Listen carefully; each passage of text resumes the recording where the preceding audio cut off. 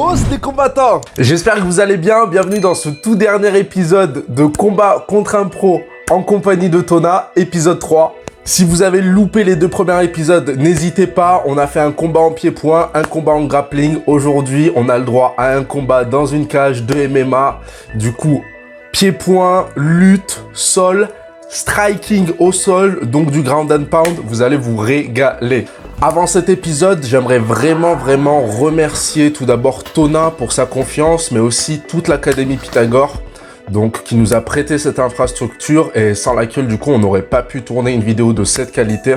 N'hésitez pas, si vous êtes de Bordeaux, l'Académie Pythagore, franchement super bonne ambiance. J'ai eu la chance de partager un entraînement avec eux, j'ai été super bien accueilli.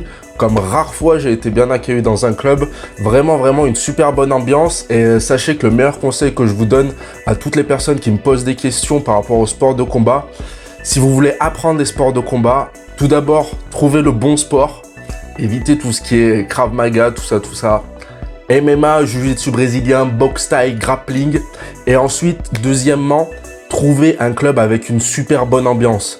Et là, vraiment, c'est le cas, je vous assure. Pour notre cas, l'Académie Pythagore, elle régale. Super bonne ambiance, des profs pédagogues, foncez sans hésiter si vous êtes de Bordeaux. MMA, Jiu-Jitsu brésilien, grappling, les mecs sont vraiment top. C'était vraiment un plaisir de tourner avec eux, que ce soit cette vidéo en question ou dans leur club. 2 dernières nouvelles avant de vous laisser profiter de cet épisode. Grâce à vous, on arrive aux 5000 abonnés sur YouTube, on a pu dépasser les 12 000 sur Instagram. J'ai eu la chance d'avoir un nouveau sponsor, MyProtein. Tout ça, c'est grâce à vous. Donc, si vous avez besoin de compléments alimentaires, je vous laisse le lien dans la description. Mon code promo, c'est Younes Lyon. Sachez que vous me soutenez quand vous utilisez mon code promo. Et en plus, vous vous faites plaisir avec des super bons compléments alimentaires. Et deuxièmement, c'est aussi les soldes d'hiver chez Venom. Comme vous le savez, je suis ambassadeur de cette marque. N'hésitez pas, foncez, même chose. Mon code promo est dans la description, UTD Lyon. Et le lien est aussi dans la description. Régalez-vous pour les soldes d'hiver chez Venom. C'est moi qui régale. Sachez que vous me soutenez, ça me fait plaisir. Tout ça, c'est grâce à votre soutien.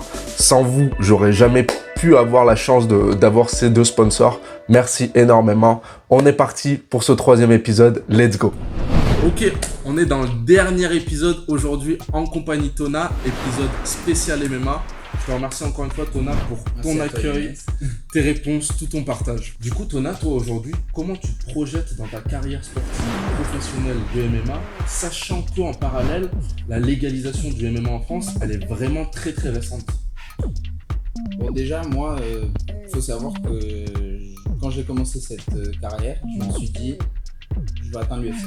Je vais atteindre l'UFC et je veux même être champion de l'UFC. Donc, juste pour rappeler à tous les non-pratiquants, l'UFC, c'est un peu la Ligue des champions pour le MMA. C'est l'organisation la plus grande, la plus visionnée pour le MMA. Voilà, donc moi, ça a toujours été mon rêve et ça l'est toujours. Je me vois y arriver.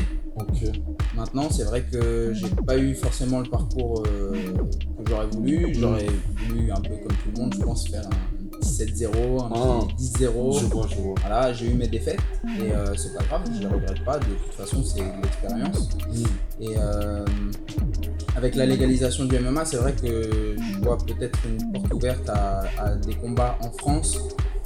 Des grosses orgas qui viennent en France, qui s'intéressent plus aux Français. Ouais. Ça, c'est vraiment le point positif que je vois. On a vu le Bellator qui a... Voilà, on a vu le Bellator faire son premier événement et des nouvelles organisations se créer aussi. Ouais. Donc ça, c'est top. Maintenant, est-ce qu'il y a de la place pour tous les Français dans ces organisations-là? Est-ce qu'il n'y a pas un rapport où les provinciaux, on est peut-être un peu plus mis dans l'ombre au final? Donc je sais pas encore, on verra comment ça se passe, mais c'est vrai que moi mes ambitions dans tous les cas elles sont grandes et le monde est à ma portée. Je suis jeune, si demain il faut que je bouge aussi pour aller chercher des opportunités en Asie, en Amérique latine, je suis quand même mexicain, je peux retourner là-bas aussi si à un moment donné je vois que je peux combattre là-bas. On m'a déjà proposé un combat là-bas. Ce problème, il fallait que je paye mon billet d'avion et que c'est plus cher cher que ce que vous payez pour combattre. C'est vrai que du coup, on a ce problème-là en tant que professionnel. Peut-être surtout au départ, et tant qu'on n'est pas à l'UFC, les organisations, elles demandent aussi quand même beaucoup de sacrifices de la part de leurs combattants. Comme un truc tout bête, tu as dit les billets d'avion, le transport, peut-être le logement même sur place. Alors tout là, ça serait à tes frais, c'est ça ce que je Là, au Mexique, c'était juste le billet d'avion. Le logement a été pris en charge et tout. C'est juste que le billet d'avion entre la France et le Mexique est plus élevé que ce que eux ont tendance à payer s'ils doivent payer un billet d'avion d'un Vénézuélien par exemple. Ou, voilà. Mais non, en Europe, c'est vrai que j'ai quand même, si j'ai combattu au Portugal ou au Pays de Galles par exemple, en Écosse, ça a toujours été pris en charge. Donc là-dessus, c'est vrai que quand on est combattant pro, en général, c'est pris en charge par l'organisation. Peut-être aujourd'hui, le seul problème, c'est plus les primes. Parce que même si tout est pris en charge, bah, la prime reste pas suffisante pour vivre 2-3 mois avec cet argent. Je vois. Et ça, c'est un peu partout pareil, hein, finalement. Même au Mexique, ce qu'on me proposait, c'était moins qu'un billet d'avion France-Mexique. Donc au final, c'était pas... On parle pour la victoire, là. Ouais, pour la victoire, même ne serait-ce que pour combattre. Des fois, il n'y a même pas de prime pour la victoire. D'accord. Ça dépend. Ça dépend des organisations, ça dépend de ton record, ça dépend de plein de choses. Et c'est vrai que tant que tu n'es pas dans une grosse organisation qui paye des primes, on va dire, assez standards, mais qui sont déjà assez intéressantes, et bah, on ne gagne pas assez pour vivre que de ça. Quoi. Je vois. Ok, du coup, Tona, il faut encore que tu partages avec nous ton savoir. Donne-nous une combinaison de MMA qui a déjà été efficace pour toi en combat. Pour moi, le MMA, pour commencer, c'est liaison, pied-point, lutte, sol. Voilà. Si je dois résumer, mixed martial arts, c'est vraiment essayer de combiner les 3 distances, vraiment aller chercher à tout faire. Faire un peu de pied-point, aller chercher le corps à corps, la lutte, et puis finalement finir au sol. Donc là, je vais commencer sur un gauche-droite, je vais activer son jab, là je l'attrape et je m'insère en body clinch en faisant bien un pas pour me placer derrière lui. Une fois que je suis là, j'attrape mes mains, je passe dans son dos. Une fois que je suis dans son dos, je vais placer ma jambe gauche là en barrage derrière son talon pour l'emmener au sol. Une fois que je suis là, je lâche mon clinch, hop, je contrôle bien en mettant mon poids sur lui, en connectant mes hanches aux siennes et je viens placer mon bras sous sa tête. Une fois que je suis là, je monte genou, estomac et je prends une montée complète pour ensuite finir en grand empire. On se le fait en vitesse réelle? Allez.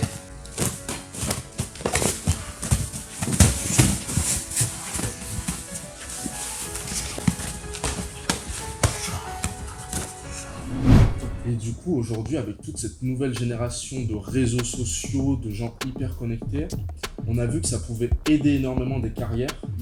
Comment toi, tu vois justement cette importance du public, des spectateurs sur une carrière sportive pour un combattant professionnel de MMA? Je pense qu'aujourd'hui, c'est la base. Les réseaux sociaux, YouTube, les vidéos, l'image. L'image du combattant, c'est la base. Moi, demain, si je suis pas vu, bah, un organisateur, il va pas penser à moi pour me placer sur sa carte. Je vois. Et si je suis pas vu, il va pas vouloir me payer bien non plus. Donc ça a une importance. Et c'est vrai que avant c'était beaucoup est-ce qu'on vend des places pour que des personnes soient là physiquement pour regarder nos combats. Maintenant, depuis le Covid, il n'y a plus ça. Les combats ils sont à huis clos, il n'y a pas de public. Donc c'est tout à travers les réseaux sociaux, c'est tout à travers les pay-per-view, les streamings. Le phénomène s'est accentué complètement. Voilà, ça s'est accentué encore plus. Et c'est vrai que du coup, il faut que les gens qui aiment ça et qui soutiennent les sportifs, ils fassent pour repartager, pour diffuser, pour faire gagner en notoriété ou augmenter l'image des combattants qu'ils aiment. Je vois. Ok, 5 minutes de MMA, donc pied, poing, sol, coup de coude, coup de genou, takedown, frappe au sol. Ici, on a la vraie réalité d'un combat du MMA avec la cage. On est vraiment chanceux aujourd'hui. Ton après, let's go, 5 minutes. Ok, on est parti pour ce combat de MMA. Je vous fais les commentaires comme d'habitude. Let's go. Ok, donc c'est un des rares fois là où je combats en cage, donc l'arène elle est vraiment assez petite. Gestion de la distance, il chope direct le high kick, il vient direct chercher bien bas, une amenée au sol. Ok, là je viens me servir de la cage du coup pour me redresser, donc je fais mon carré, et là il vient balayer, reprendre un takedown là-dessus. Donc il est plus dans ma garde, il a clairement l'avantage. Ce qui est intéressant avec la cage du coup, c'est que je peux me glisser sur les côtés pour tenter de me relever et m'aider du support de la cage. Donc là, il a toujours un fort contrôle. On peut voir qu'avec le ground and pound, du coup, ça permet d'autres choses. J'essaye de ne pas laisser prendre l'avantage de la montée. Il me met quelques coups, bien sûr, il retient. Mais déjà, j'aurais pris quelques dégâts. Ok, je le laisse pas prendre le dos. Je le rebascule vers l'avant. Ok, j'ai mes underhooks, donc c'est difficile pour lui de prendre un contrôle fort là-dessus. J'essaye de venir chercher la guillotine. Ok, elle passe pas. Il vient me mettre un bon genou au corps. Encore une phase de clinch. Et là, il y a un coude qui passe. Donc là, même chose, le coude il est passé. Ça, c'est un coup à faire saigner l'arcade. Heureusement, c'est retenu. Ok, donc il chope direct tous les coups de pied. Et là, super phase super intéressante. Donc ça, c'est ce que j'ai pu remarquer en tournant avec Tona. Et je pense que ça doit être comme ça dès qu'on tourne avec des professionnels. C'est que les professionnels, lorsqu'ils font des sparring, ils les font vraiment en condition de combat. Donc là, il envoie takedown au sol. Il n'hésite pas à envoyer un ground and pound. Même si je bloque, il met de l'intention dedans. Et je pense que c'est la plus grosse différence entre les débutants et les professionnels. C'est qu'un professionnel, il va arriver à faire un sparring de qualité, c'est-à-dire en cherchant les meilleures conditions de combat réel sans blesser l'adversaire. J'ai tourné du coup en pied-point, grappling et MMA. Il a pu montrer d'énormes techniques, il a pu mettre du rythme sans blesser. Et ça, il faut vraiment une maîtrise incroyable de son art pour arriver à faire ça. Donc là, super bien. Merci Tona du coup pour cet échange. Ground and pound, ça passe. Je le tiens en demi-garde et il passe la garde complète. Ok, il me contrôle au sol. J'essaye de contrôler le bras avec lequel il frappe pour ne pas laisser envoyer son ground and pound. De me relever et il me laisse pas me relever. Il me laisse pas me relever, il garde le contrôle fort. Toujours du ground and pound de sa part. Donc ground and pound, pour ceux qui ne connaissent pas, du coup, c'est quand tu es au sol et que tu frappes. On appelle ça le ground and pound. Et là, je lui donne le dos, même chose. Donc c'est difficile pour lui de prendre le dos tant qu'il y a la cage. Et il me laisse me relever. Sympathique de sa part. Ok. Gestion de la distance. Il met un bon kick au corps. Je jab. Du coup, j'envoie le high kick du bon côté. Je jab, bonne esquive, bonne esquive.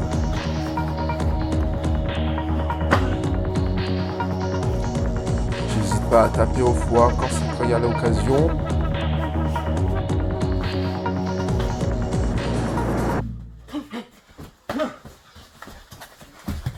Et il rechoppe les coups. Donc même chose, tout ce qui est coup de pied, il n'hésite pas à les choper directement lui. Dès qu'il a l'occasion, il tente de choper les kicks, donc il faut clairement éviter les kicks avec lui. Ok, un bon high kick qui passe dans la garde, donc malgré la garde il touche, et je viens chercher un takedown, assez solide le takedown. Il rentre parfaitement, mais il arrive du coup à reprendre le dessus. Il prend une montée et il termine en clé de bras. Bon, super bel enchaînement, celui-là je vous le remets décortiqué de A à Z. Donc ça démarre debout avec un high kick et un takedown de ma part. On est contre la cage et là le truc c'est qu'il se laisse pas du tout faire, il vient direct basculer, il reprend une montée complète et il termine sur une clé de bras très solide. Boah. Technique, rythme, ça régale, franchement ça régale. J'adore voir ça, moi ça me fait vraiment plaisir de voir des techniques comme ça. Enfin du rythme et de la fluidité. Top, top, top. Allez, let's go, on reprend. Je jab tranquillement.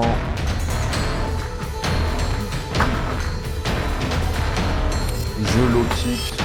J'envoie un petit peu plus de rythme sur le striking. Toujours des bonnes esquives de boost. Ok, il vient essayer de prendre un takedown. L'overhand sur le takedown. J'essaye de front kick. Je devrais clairement arrêter les kicks vu tous les kicks qu'il m'a attrapé. Et j'essaye de revenir chercher un takedown un peu trop précipité celui-là. Du coup, j'ai la jambe. Il me met du ground and pound malgré que je sois en position takedown. Ok, il tente le genou sauté. Il a un bon jab. J'essaye de piquer au foie.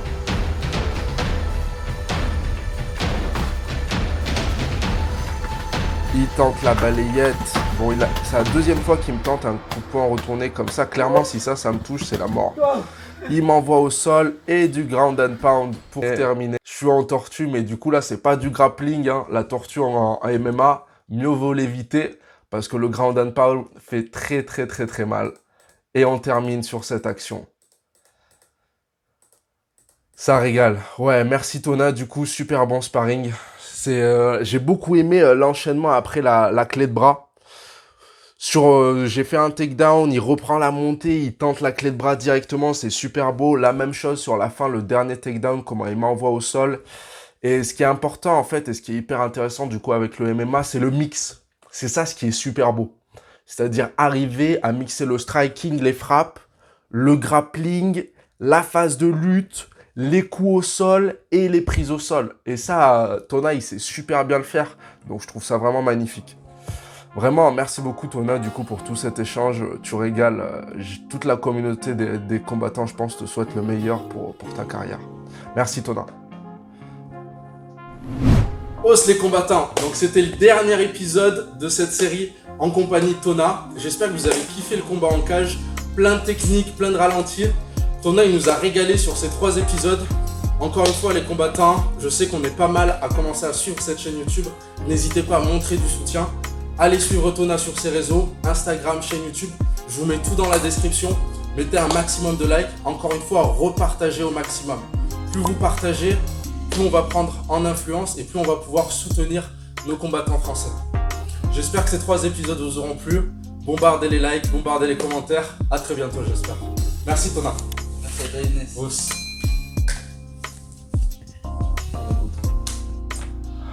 Ok, épisode terminé. Du coup, je peux que vous encourager à aller suivre Tona sur ses réseaux sociaux. Donc, je vous rappelle, c'est comme ça en fait qu'aujourd'hui, on peut dire, pas forcément malheureusement, mais les réseaux sociaux ont une grande place dans la carrière sportive pour les combattants de MMA. Donc sachez que ça va vous prendre 2 clics pour le suivre et Tona, il y gagne énormément. Donc n'hésitez pas, c'est un mec super passionné par ce qu'il fait. C'est gratuit, ça vous prend 2 secondes, foncez sur ses réseaux, lâchez-lui un follow, c'est hyper important. En plus de ça, vous y gagnez en apprentissage, étant donné qu'il a une chaîne YouTube, il partage sa passion pour les sports de combat sur Instagram et YouTube. Je peux que vous encourager à le suivre. Même chose pour moi du coup. Instagram, YouTube, vous connaissez mes chaînes. N'hésitez pas à utiliser mes codes promo MyProteinVenom pour me soutenir. Et j'espère prochainement vous proposer encore plus de contenu, que ce soit des formats combat contre abonnés, combat contre professionnels. Si vous connaissez des professionnels qui souhaitent venir s'essayer dans ce genre de concept avec des petites questions-réponses, des combats en parallèle, n'hésitez pas à leur envoyer la vidéo. Invitez-les ici, sachez que vous êtes tous les bienvenus. On n'a que des amis dans les sports de combat, sachez-le. Il est très mauvais de se faire une mauvaise réputation ou des ennemis dans les sports de combat. Toujours restez humble, restez amical et vous passerez vos meilleurs moments dans vos clubs. D'ici là, prenez soin de vous. On se revoit très bientôt. Passez sur Instagram si vous souhaitez me voir quasiment tous les jours. Je poste énormément sur Instagram dans mes stories. Et je vous dis à très bientôt. Os les combattants.